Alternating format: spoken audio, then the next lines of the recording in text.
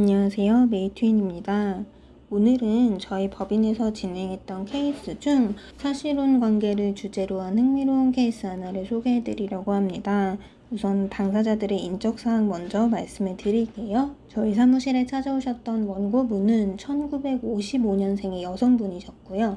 피고 1은 1970년생의 남성, 피고 2는 1962년생의 여성으로 피고 1과 불응언 관계를 유지한 상간녀의 지위에 있었습니다. 원고분과 피고 1은 2013년경부터 사실혼 관계를 유지하셨다고 합니다.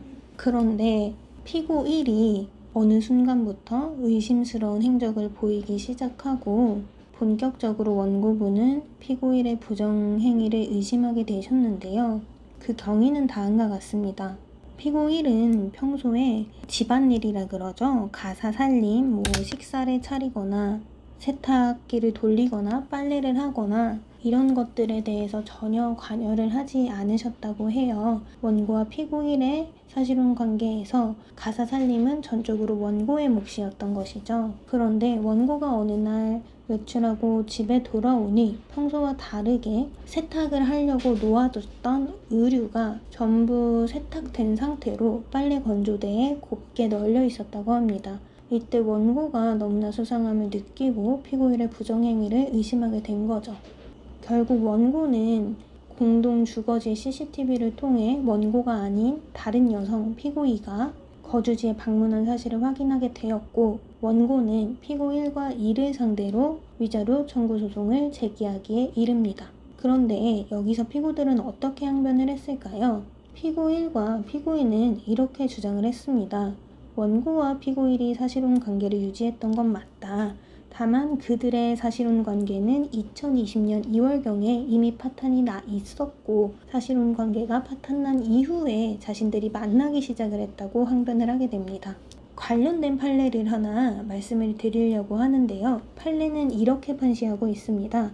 비록 부부가 아직 이혼하지 않았지만 이처럼 실질적으로 부부 공동생활이 파탄되어 회복할 수 없을 정도의 상태에 이르렀다면 제3자가 부부의 일방과 성적인 행위를 하더라도 이를 두고 부부 공동생활을 침해하거나 유지를 방해하는 행위라고 할 수 없다 라고 판시를 하고 있습니다. 즉, 부부 간의 혼인 관계가 이미 파탄나 있었다면 그 이후에 부부의 일방이 제3자와 성적인 행위를 하더라도 그것은 부정행위라고 볼 수 없다는 뜻이죠.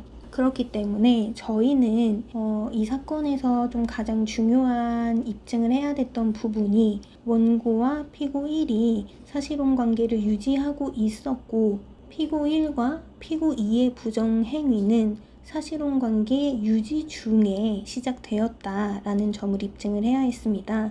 관련해서 저희가 이 사건에 제출한 증거를 보여드리려고 합니다. 우선 저희는 피고들이 원고 그리고 피고의 거주지에 방문한 CCTV 영상을 제출을 했는데요. 관련 영상을 한번 보여드리겠습니다. 네, 보시면요. 이 부분이 엘리베이터인데요. 피고 2가 엘리베이터에 나와서 복도를 쭉 걸어가서 원고와 피고 1이 거주하던 집으로 들어갑니다. 문을 열고 들어갔고요. 보시면 아시겠지만 이 안쪽에서 피고 1이 문을 열어주고 후다닥 들어가는 모습까지도 확인을 할 수가 있습니다. 이 증거를 제출함으로써 피고들이 부정행위는 입증이 되었고요. 그 다음으로 중요했던 게 원고와 피고 1의 사실혼 관계가 파탄나지 않았다는 점을 저희가 입증을 해야 했습니다.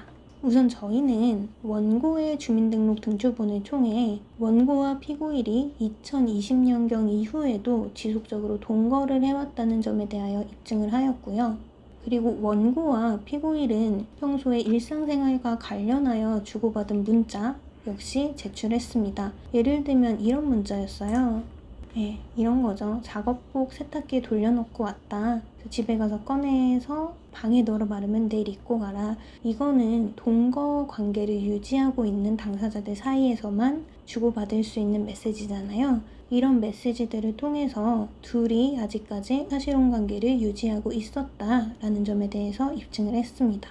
또 특이하게도 원고와 피고 1은 2021년 3월경에 거주하던 주거지의 임차인 명의를 원고에서 피고일로 변경하게 되는데요. 이제 피고일은 이 사실관계를 가지고 이렇게 주장을 했습니다. 원고와의 사실혼 관계를 정리하는 과정에서 임차인 명의를 원고에서 피고일로 변경한 것이다 라고 주장을 했고요. 반면 원고분께서는 피고일의 요청에 따라 변경하게 된 것이지 절대 사실혼 관계를 정리하려는 취지에서 변경한 것은 아니었다 라고 하면서 양 당사자의 주장이 엇갈리는 상황이었는데요. 다행히 이 과정에서 피고일이 원고에게 앞으로도 계속 주거지에 거주하여도 된다 라고 말하면서 대화한 내용이 있었습니다. 그 대화 내용의 전체적인 흐름이 원고와 피고일의 동거 생활이 계속될 것을 전제로 하고 있었다는 점을 저희가 좀 강력하게 주장을 했습니다. 결론은 어떻게 됐을까요? 원고분의 위자료 청구가 인용이 되었는데요. 피고일은 원고에게 위자료로 1,500만 원을 지급하고 피고인은 피고일과 공동하여 이 돈 중 1,000만 원을 지급하라는 취지의 판결이 나왔습니다. 이 사건 같은 경우에는 원고분께서 정말 많이 억울해 하셨던 사건이라 저도 기억에 남습니다.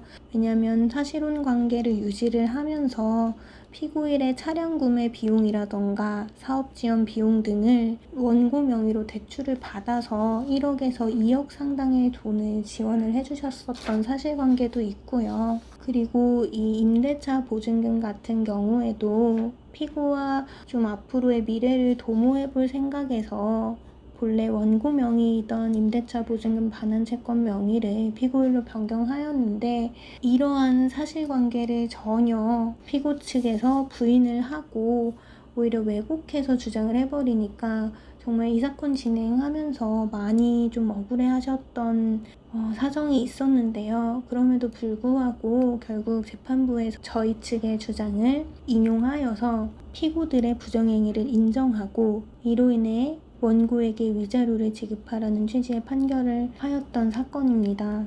네, 오늘도 사실혼 관계에 관련된 케이스 하나를 소개해드렸습니다. 사실혼 관계 역시 지난번에 말씀드린 바와 같이 일반 법률혼 관계처럼 우리 판례에서는 보호를 하고 있기 때문에요. 사실혼 관계에 있어서 이제 상대방 배우자가 부정행위를 했다. 그런 사정이 있으신 분들 상대방 사실혼 배우자를 상대로 위자료 청구를 충분히 할 수 있다는 점 다시 한번 알고 가셨으면 좋겠습니다. 감사합니다.